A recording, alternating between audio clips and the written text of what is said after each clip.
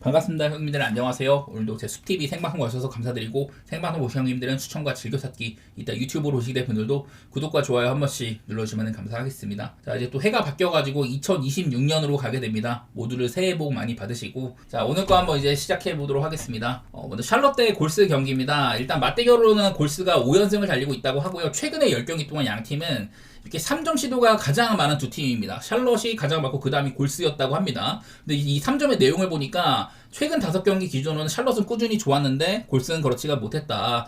근데 이제 크니플이 지난번 경기 때 이제 부상으로 못 나왔었죠. 발목 때문에. 그러다가 지금은 또 나올 수 있다고 합니다. 올 시즌 이제 한 경기에서 5개 이상의 3점을 가장 많이 기록한 선수가 크니펄이거든요. 3점 퀄리티가 뭐 아주 좋은 선수라고 할 수가 있습니다. 이 친구가 복귀를 했다던 거는. 그리고 지난번에 이어서 샬럿은 또 플럼리나 칼크브레너가 못 나와요. 인사이드가 조금 약할 수가 있다. 제가 이런 것들을 걱정을 하면서 지난번 경기 상대가 이제 미러키, 쿤보 같은 애들이 있다 보니까 샬럿이 인사이드가 수비가 안 된다면 좀 고전할 수 있을 거라고 했는데 그런 부분들이 드러났었고요. 골스는 요즘에 팀 내부적으로 좀 변경이 좀 많이 있습니다. 그 전까지 이제 그린의 활용폭이 조금 이제 좁아진다든지 버틀러 의시로 벤치 구간을 꾸린다든지 이런 것들이 좀 변화가 많아가지고 사실 지금 골스가 경기 내용이 좀 오락가락해요. 그나마 직전 브루클린전은 쉽지 않은 상대한테도 이겨낸 것들, 커리가 뭐 39점이나 넣기도 하고 그런 거는 좋았는데 어쨌든 살짝 좀 경계를 해야 되는 시기라고 생각을 합니다. 오락가락이 좀 심해가지고. 그래도 내용상으로는 최근 5경기 뭐 4승 1패 이러고 있는데 본인들의 가장 큰 이런 3점 이런 것들이 약간 흔들리는 상황이다. 그런 것들도 좀 보여지고 있습니다. 자, 그리고 뭐 지난번 경기 때 그래서 샬럿은 인사이드에서 쿤보, 터너, 포르티스 이런 빅맨진들이 전부 다 20득점을 넘게 좀 득점을 하는 그런 것들이 있었는데 사실 골스는 인사이드 공격력은 그렇게 강한 편이 아니거든요. 딱히 뭐 득점을 많이 할 만한 빅맨이 없다. 뭐 이런 거는 있기는 한데 버틀러 같은 애들이 조금 편해지는 것들이 있을 만도 합니다. 그리고 골스 뭐 지난번 경기 3점 같은 게 되게 안 터졌는데도 33개 중에 10개밖에 안 터졌거든요. 대신에 이제 벤치 포인트가 58대 27로 브루클린은 압살을 했다. 대신에 뭐 클러치 때는 사실 좀 클렉스턴한테 고전을 한다든지 이런 것도 있었는데 반대로 이고르 데민한테만 막 2번의 이런 턴오버를 유발한다든지 그런 것도 있긴 있었습니다. 개인적으로는 지금 방향성은 샬럿이 사실 그렇게 나쁘지 않은 상황이거든요. 이게 뭐 크니플이 일단은 뛸 수 있는 것도 있고 해가지고 저는 좀 승패는 어렵다고 보고 그냥 막연하게 언더 생각 중인데 이게 또 커리의 고향이 샬럿이에요. 그런 것도 뭐 있을 수 있기도 하다 보니까 사실 좀 어려운 경기라고 생각을 합니다. 저는 언더를 보는 이유는 3점이 서로 간에 많은 팀들인데 마침 요즘에 샬럿은 3점이 꽤나 괜찮지만 골스는 3점 수비가 좋고 골스는 요즘 3점 성공률이 조금 떨어지는 편이다. 3점을 많이 주고받는 팀들이 이게 좀 경기가 좀 튕궈지면은 많이 들어가면 상관없는데 튕궈지면은 언더 양상으로 가는 경우가 상당히 많거든요. 저는 그런 것들을 조금 더 살폈었네요. 자, 다음 경기는 인디애나 대 올랜도 경기입니다. 참 요즘에 가기 좀 불편한 애들인데 자, 인디애나는 지난번 경기 휴스턴 상대로 전반전에 20점 차 정도로 막 끌려가다가 후반전에는 결국 이 경기를 많이 좀 따라잡기도 했습니다. 기준점이 되게 컸는데 인디애나가 충분한 플레이를 해냈었어요.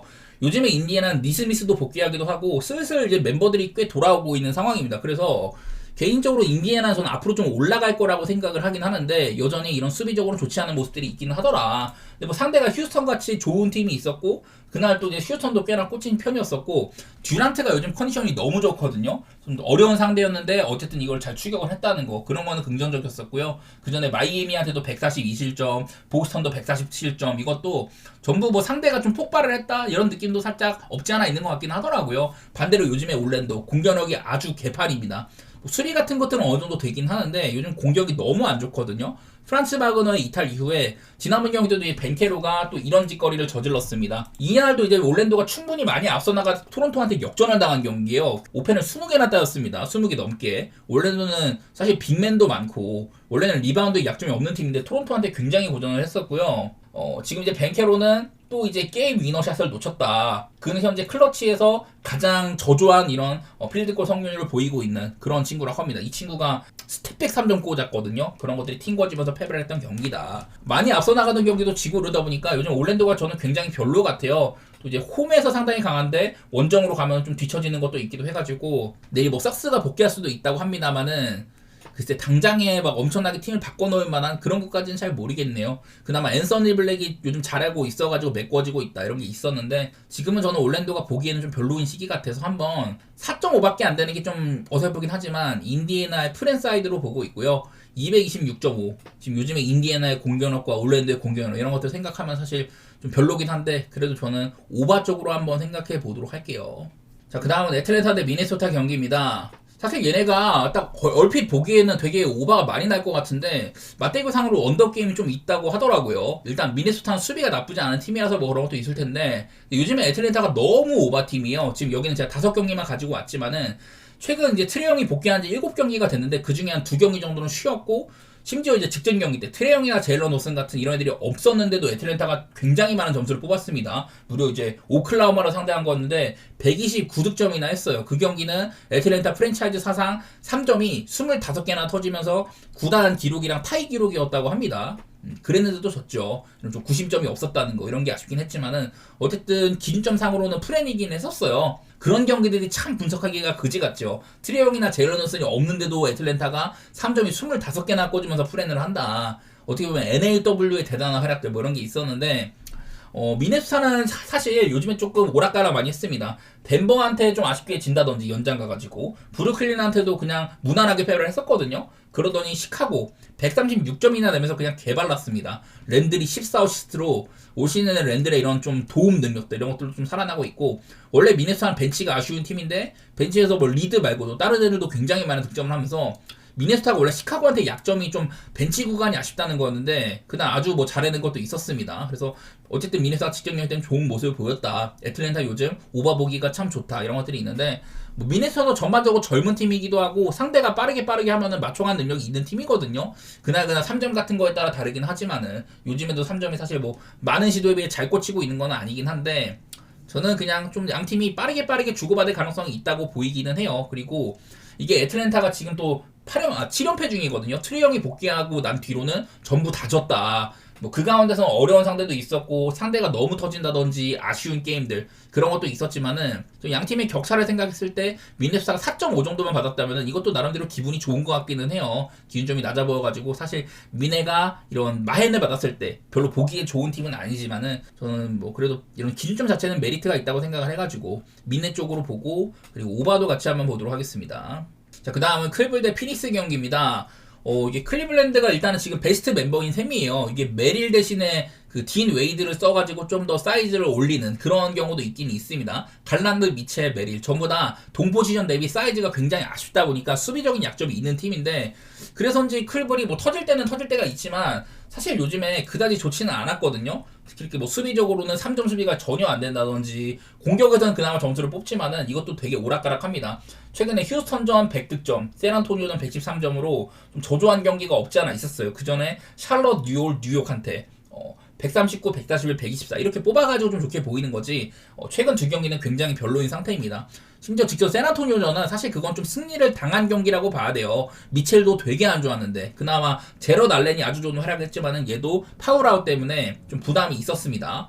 그래서 지난번 경기는 저는 클블이 뭔가 좀 반등을 했다 그렇게 보기 좀 어려운 경기 같거든요. 근데 오늘 상대하는 피닉스 요즘에 뭐 공격도 공격이지만 수비가 꽤나 좋게 지키고 있어요.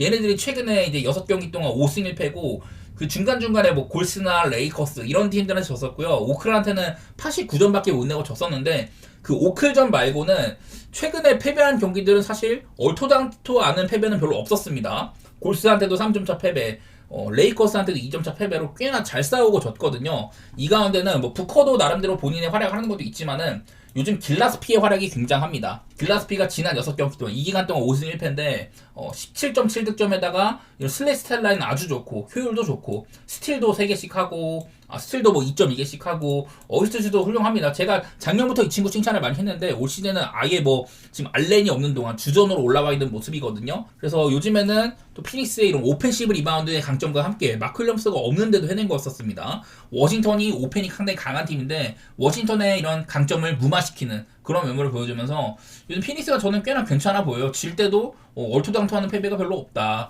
클블이 뭐 홈이고 이런 거는 아쉽긴 하지만은 저는 요즘에 피닉스의 저력 그거를 좀 더 높이 사고 있습니다. 사실 멤버상으로는 피닉스가 그다지 막 좋지 않아 보이는데 감독의 역량도 훌륭하고 저는 이거는 피닉스의 프렌과 함께 또 양팀의 스타일상으로는 오바를 조금 더 보도록 하겠습니다. 자, 그 다음으로 샌안토니오 대 뉴욕 닉스 경기 한번 보도록 할게요. 이거는 컵대회 결승 리매치인데 사실 이제 제가 NBA 컵대회 이후로는 여러 팀들이 폼이 좀 떨어지는 면모가 나올 수가 있다 그런 얘기들을 드렸었는데요. 지금 이제 컵 대회 이후로 7경기를 했는데 샌안토니오는 이후에 5연승을 달리다가 최근 2연패고요. 뉴욕 닉스는 이후에 얘네들도 5승 2패. 중간중간에 뭐 필라델피아한테 진 거 이 경기가 대표적으로 좀 뉴욕이 안 좋아 보였던 경기고, 그 다음에 미네소타한테 패배한 경기도 조금 아쉬워 보긴 했습니다만은 그 사이에 뭐 인디애나, 마이애미, 클브, 레틀, 뉴올리언즈 비교적 약팀들이나 좀 흔들리는 팀들이 많았지만 어쨌든 승리 자체는 꽤나 가져간 모양새가 있어요. 이게 특히 좀 샌안토니오가 최근 2경기 유타나 클브한테 전부 다 좀 3전이 되게 안 좋았고 상대팀한테는 엄청 얻어맞았다. 직접 클블전 같은 경우는 진짜 샌안토니오가 승리를 그냥 준 경기라고 생각이 되거든요. 턴오버를 18개나 하면서 본인의 3점도 31개 중에 7개밖에 안 터졌다 이런 게 있었는데, 사실 이제 컵 대회 이후에 다시 만나는 거다 보니까 그때의 그림을 좀 생각하지 않을 수가 없는데, 그때 초반에는 뉴욕이 앞서다가 2, 3쿼터를 샌안토니오가 장악을 했는데요. 최대 한 11점까지 앞서 나가다가 4쿼터 때 그냥 뉴욕이 아주 크게 달려버린 경기감은 있었습니다. 그리고 이날 뉴욕 닉스는 또 오펜 리바를 23개나 땄다는 거, 이런 것들이 좀 힘이 많이 됐었어요. 하지만 오늘도 뉴욕 닉스는 하트랑 로빈슨이 없다. 제가 지난번 경기 때도 뉴욕이 하트나 로빈슨이 있을 때와 없을 때, 이게 상대한테 이제 오펜 리바를 가져오는 그런 비율이 얘네들이 있을 때는 39.4로 굉장히 강한데 없어지면 26.7로 아주 크게 다운된다는 얘기를 했습니다. 그래서 뉴욕의 장점이 좀 사라질 수가 있다. 바로 직전 경기 때도 이런 조건이어서 뉴욕이 오펜 리바가 좀 적었었거든요. 대신에 이제 오늘 라인업 보면은 여기 있는 뭐 디아와라라든지 지난번 경기 때는 맥큘러 같은 애들이 잘해주기도 하고, 바로 직전 경기 때 이 디아와라가 얘도 이 키가 한 206에다가 프랑스산 이런 좀 신인인데 비윙다운 모습을 잘 보여줬었습니다. 3점을 4개 중에 4개나 다 꼽아버리고 좋은 면모를 보여줬던 것 같아요. 오펜은 적었지만은 3점이 45%가 터졌다. 그런 것들을 통해 갖고 그냥 뉴올리언스를 좀 어렵지만은 이것도 좀 역전승으로 해냈었는데, 저는 일단은 뉴욕이 지금 공백 자체는 샌안토니오보다 심한 상황이긴 하거든요. 샌안토니오 요즘에 바셀이 좀 오락가락 해가지고 사실 빠지는 게 얼마나 좀 드러날지는 모르겠지만은, 사실 뭐 뉴욕이 그리고 얘네들도 원정 가면 아쉽다 뭐 이런 것도 있기는 해요. 지금 웬매냐만 돌아와서 뭐 늘 괜찮게 해주고 있는 편이고, 오히려 샌안토니오가 요즘 3점이 말을 안 듣는다거나 양팀이 이렇게 상성을 봤을 때 샌안토니오는 3점이 되게 안 터지는데 뉴욕 닉스는 3점 소비가 그다지 좋지는 않습니다. 대신 이 뉴욕은 이 3점 공격이 상당히 좋지만은 샌안토니오는 3점 수비가 잘 된다고 한다. 뭐 이런 것들이 좀 오락가락하는 부분들이 있기는 해요. 개인적으로는 지난번처럼 뉴욕이 오펜시브 리바운드가 없다면 그거는 좀 밀릴 것 같은데, 양팀이 여태까지 보여준 걸 생각했을 때 저는 뉴욕이 조금 더 윗급이라고 보기는 하거든요. 샌안토니오는 의외로 잘하고 있는 느낌이라면 뉴욕 닉스는 기대치만큼 해주고 있는 것 같다 이런 느낌이어서 양팀이 딱 23승 9패로 동률이에요. 난 여지껏의 행보를 봤을 때는 뉴욕 닉스한테 조금 더 기대치가 있는, 저는 그런 생각이 좀 있긴 합니다. 어려운 경기 같은데 저는 오늘은 좀 언더로 보고 싶고요. 네, 뉴욕이 프레임 받았다면 저는 그거는 한번 생각해 보도록 하겠습니다. 자, 다음 경기는 시카고 대 뉴올리언스 경기 있습니다. 얘네들 올 시즌 2번 붙었거든요. 근데 그 2경기가 한 번은 이제 페이스가 100이었고 한 번은 페이스가 110으로 정말 빨랐어요. 그러다 보니 이 페이스가 느렸던 경기는 양팀 다 3점도 둘 다 20%대로 되게 안 터져서 그날 이제 점수가 별로 안 났습니다. 218점밖에 안 났고, 페이스가 굉장히 빨랐던 경기는 273점이 났습니다. 서로 간의 최근의 페이스는 굉장히 좀 빠른 팀들처럼 보이는데, 이게 시카고가 지금 많이 고장이 난 상태죠. 기디랑 화이트가 결장을 한다. 포인트 오브 어택, POA 공격수들이 전부 다 빠지는 셈이거든요. 얘네 둘이 다 없는 뉴올리언스의 변화, 이런 것들을 보면은 둘 다 빠졌을 때 마이너스 13.6으로 간다고 합니다. 얘네 둘 다 뛸 때는 오펜시브 레이팅이 121이 찍히고 막 이러는데 둘 다 빠지면은 110으로 가장 크게 감소를 하고요. 수비도 안 좋아진다고 한다. 그래서 종합적으로 13.6이나 마이너스로 간다고 하는데, 그냥 사실 뭐 코트 위에 기디가 있든 간에 아니면 화이트가 있든 간에 기디가 있을 때는 좀 더 팀적인 움직임이 잘 되고, 화이트가 있을 때는 뭐 스코어링을 할 수 있는 선수니까 얘네한테 좀 어그로가 끌리면 외곽에서 좀 공백이 난다든지 이런 게 있는데, 두 선수 모두 다 빠져버리면은 공격이 저는 좀 아쉬울 거라고 생각하는 편이거든요. 아마 트레 존스가 좀 선장을 맡을 거고 제일런 스미스를 이렇게 좀 올릴 거다 이러면은 벤치가 아쉬워지는 것도 있기는 합니다. 얘네들이 전부 다 둘 다 빠졌던 경기를 제가 한번 조사를 해봤는데, 이제 시즌 초반에 화이트는 계속 못 나왔고 이 두 경기가 기디가 빠졌던 경기요. 제가 이거를 좀 더 들여다봤더니 딱 이제 여기 전까지, 기디가 빠진 두 경기 전까지의 이런 스탯들도 봤거든요. 그때까지도 시카고는 여전히 페이스가 103.06으로 꽤나 빠른 팀이었었고, 어시스트도 리그 전체 3등 정도로 꽤나 괜찮은 그런 수치였었는데, 딱 이제 그러고 나서 기디랑 화이트가 둘 다 없던 날 이렇게 두 경기를 조사를 했거든요. 이때 페이스는 좀 빨랐습니다. 105.5랑 104.5로 기디랑 화이트가 없는 두 날 모두 다 시카고의 페이스는 꽤나 빠르게 찍혔는데, 들여다보는 사실 첫 번째 경기 때는 시카고의 3점이 꽤나 잘 터진 경기예요. 야투 시도도 93회나 있었고 아주 안 돌아가지는 않았다 이렇게 얘기를 할 만하고요. 근데 그 다음 경기 때는 야투도 굉장히 안 터지고 뭐 그랬다고 합니다. 3점도 고장 나고 이래가지고 그냥 일단은 두 경기 모두 다 지긴 했는데 제 생각보다는 그렇게 막 크게 고장 나지는 않았어요. 과연 내일은 어떨지는 모르겠지만 지금 마침 시카고의 상태는 저는 그렇게 막 좋지는 않다고 생각합니다. 얘네들이 이제 기디의 폼이 좀 올라오고 이랬을 때 한 7경기 동안 6승 1패 달리고 그랬거든요. 최근 근데 두 경기 미러키랑 미네소타한테는 정말 형편없는 경기가 있었다. 특히 이제 직전 미네소타전에서 중간에 기디가 나면서 완전히 고장나는 게 보였어가지고 저는 그거를 조금 더 써먹어야 될 것 같아요. 아마 여기에 있는 이런 공격 지표는 더 안 좋아질 거고 수비는 여전히 좋지가 않다. 빠르게 하는데 상대한테 많이 얻어맞는다. 마침 지금 뉴올리언스는 요즘에 3점도 은근히 터집니다. 여전히 3점 시도는 굉장히 좀 적은 편인데 그래도 근근히 터지고는 있고요. 특히 이제 인사이드 공격력 이런 것들도 이제 자이언을 또 주전으로 다시 올렸습니다. 그런 것들을 통해 가지고 시카고의 인사이드를 공략할 수 있지 않을까. 시카고의 인사이드는 수비가 좋을 리가 없는 구성이기도 하고 뉴올리언스는 저는 확률이 높은 공격을 좀 선호한다고 보는데 그리고 시카고는 또 이제 기디랑 이런 애들이 없을 때 보니까 턴오버 수치도 굉장히 많이 올라가요. 그런 부분에서 아마 시카고가 고장이 날 가능성이 많다. 아무래도 시카고에 이렇게 두 명의 핵심 선수가 빠진 거? 그거를 조금 더 올려줘야 되지 않겠냐. 이게 뉴올리언스도 한참 5연승이나 달리다가 최근 클브, 피닉스, 뉴욕 4연패를 했는데 따지고 보면 상대들이 좀 빡센 편이기도 했잖아요. 저는 그런 것들 생각해가지고 시카고의 공백 때문에 뉴올리언스를 좋게 보고 어쨌든 둘 다 빠르긴 할 것 같다. 그런 생각해가지고 한번 오바도 같이 보도록 하겠습니다. 자, 다음 경기는 토론토 대 덴버 경기입니다.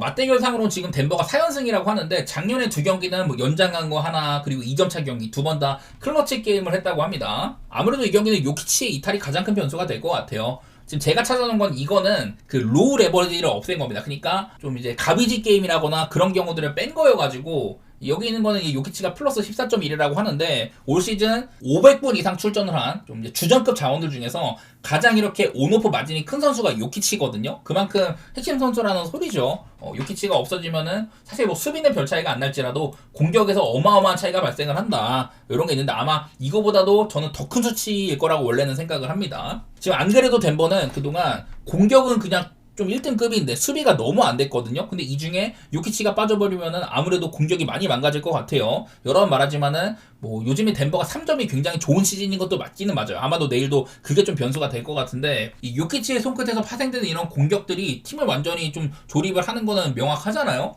그래서 제가 이런 것들도 가져왔습니다. 요키치가 없어지면 덴버가 어떻게 되느냐. 이거는 올 시즌에 요키치가 결장한 경기가 없어가지고 작년으로만 살핀 건데 작년에도 요키치의 영향력은 뭐 뛰어났었죠. 요키치가 없어지면 4승 8패였다. 그리고 공격에서 12.8점이나 마이너스가 되고 수비는 오히려 좋아지긴 하는데 어쨌든 간에 거의 뭐 한 10점가량 손해를 받고 15.7점 정도 언더로 갔다고 한다. 아무래도 이런 것들을 신경 써야 될 것 같거든요. 그리고 바로 직전 경기 요키치가 전반전에 마이애미와의 경기에서 전반전을 뛰고 후반전을 아예 빠졌는데 전반전에는 페이스가 106이 찍히다가 후반전에 98로 급감을 했어요. 덴버가. 실점도 되게 많아졌고 야투율도 전반전에 거의 60% 찍었는데 후반전에 망가졌다. 3점도 마찬가지입니다. 이런 식으로 요키치가 빠지니까 바로 그냥 고장나는 게 명확하게 보였었거든요. 직전 경기에서도. 지금 덴버는 요키치 말고도 부상자가 아주 많은 상태여가지고 지금 여기 있는 멤버 중에 머레이 말고는 사실 주전 선수가 없다고 봐야 되는 상황이거든요. 그러다 보니까 아마도 벤치도 많이 좀 고장이 날 거다. 자, 토론토 얘기를 해보면 지난번 경기 때 올랜도랑 골스전에서 두 경기 연속으로 오펜 리바를 20개 이상을 잡았거든요. 제가 늘 얘네들은 젊은 애들 구성이고 길쭉길쭉한 애들이 많다 이런 얘기를 했는데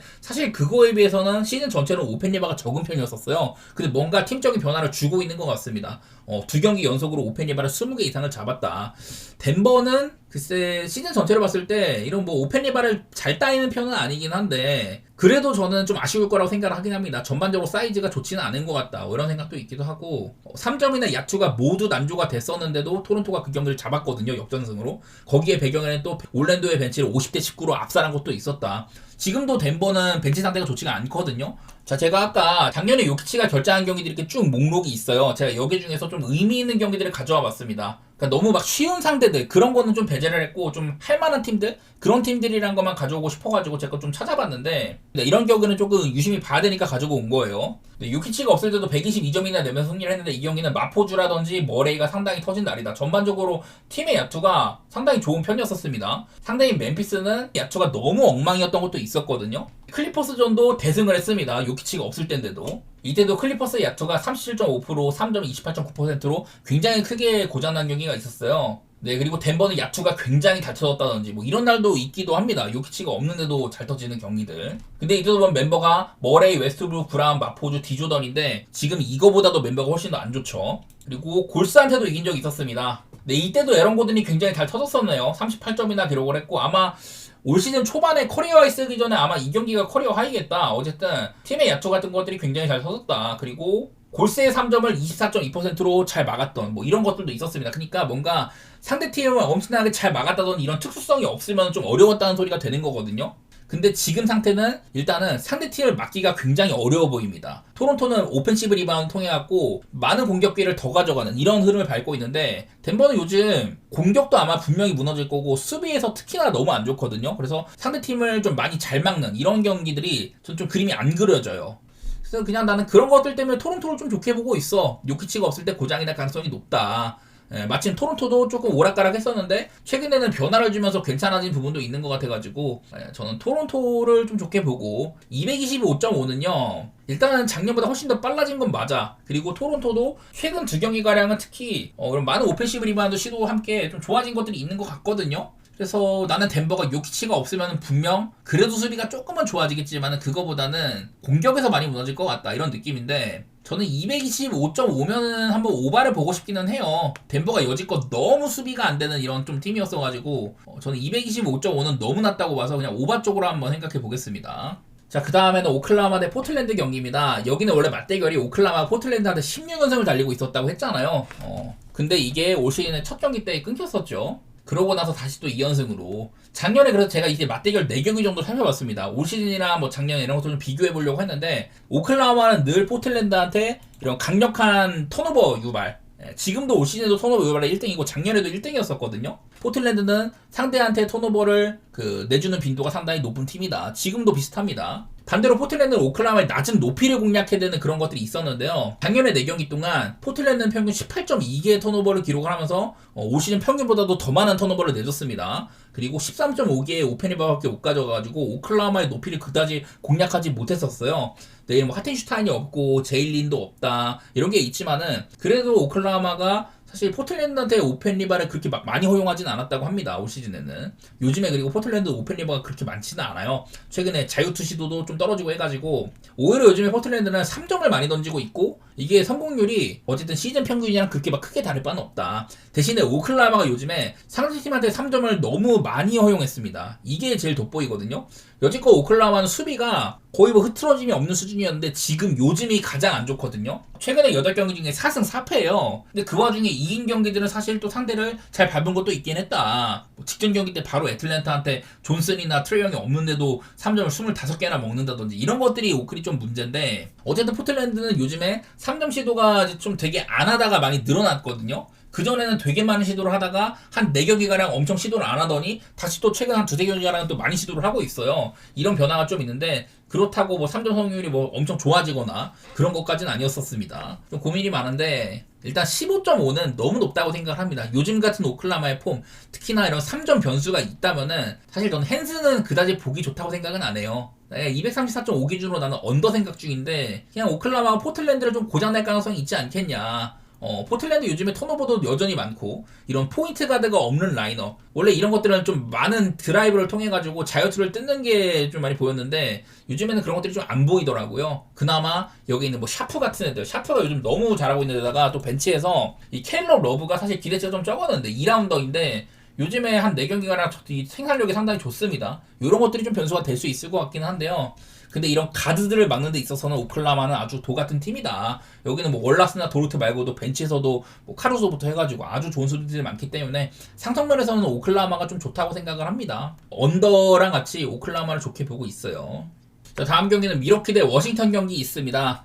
얘네들이 가장 최근 맞대결이 너무 기억에 납니다. 그 경기는 126대 129로 워싱턴이 승리를 했던 경기였는데 이게 이제 쿤보가 부상해서 복귀하고 세 번째 경기였었고 이날 뭐 나쁘진 않았거든요. 26점을 넣었는데 이날은 사실 가장 잘하고 있던 선수가 이제 캐포주였습니다. 캐포주. 근데 캐포주가 부상으로 나갔고 그러면서 경기가 확 뒤집혔어요. 최대 이제 미러키가 16점이나 앞서가는 흐름이었는데 이거를 마지막에 딱 2구간만 워싱턴이 이긴 겁니다. 중간중간에 이렇게 좀 이긴 적이 있었지만은 막바지 때 얼마 안 남기고 이때 워싱턴이 확 달려가지고 이겼었어요. 그러니까 미러키 입장에서는 정말 형편없는 패배였다 이렇게 얘기를 할 만한 거죠. 딱 이제 아마 4쿼터인가 3쿼터 이쯤 들어서 캐포주가 나갔고 그 이후로 그냥 미러키가 대침몰을 한 건데 자, 이날 워싱턴은 전반전에 3점이 19개 중에 3개밖에 안 들어갔습니다. 엄청 형편없었거든요. 근데 이게 후반전 들어서는 17개 중에 10개가 들어갔다. 야투율도 아주 훌륭해지고 오펜리바도 7개나 잡고 이러면서 이날 워싱턴이 게임의 내용을 보면 이렇게 그 페인트 존 안쪽에서 득점과 세컨 포인트 찬스 이거 2개로 미러키를 압살을 했었거든요. 그래서 이런 것들이 좀 변수가 될 만한 것 같다.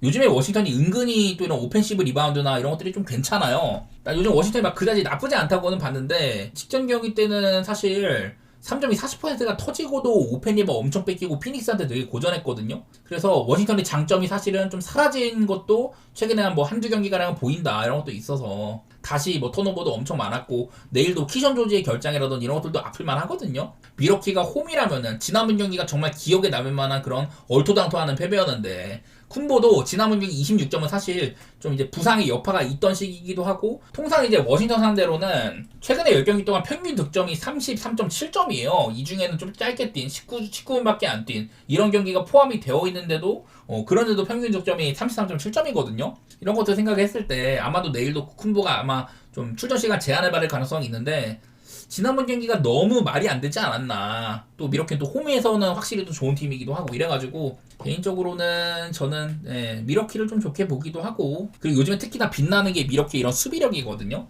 이런 것들 살려가지고 저는 미러키를 좀 좋게 보겠습니다. 워싱턴도 요즘에는 뭐 점수가 많이 날 때는 나지만은 좀 그렇지 않은 경기들도 덜어 있어요. 232가 높은 기준점은 아닌데 저는 한번 언더도 고려 중이기는 합니다. 요즘에 워싱턴이 조금 망가진 것 같은 느낌이 살짝은 나서